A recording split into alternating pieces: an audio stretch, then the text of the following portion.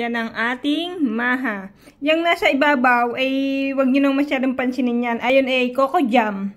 Ang gata na may asukal. Kaya ganyan ang naging itsura niya.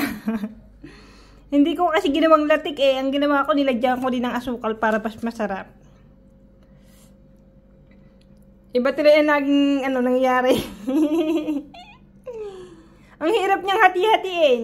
Kinutsilyo ko pa. Kaya nagkaganyan. Masyadong malalaki yung pagkakagayat ko. Pero mukha namang okay naman siya. Hindi ko lang sigurado kung matamis ba yung maha o hindi. Pero palagay ko pwede na siyang pagtiyagaan.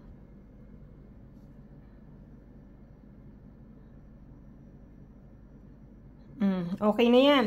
Sarap yan. Saktong pampasko bukas. Enzo, Kali, dog fighting. Oy, oy, oy, oy.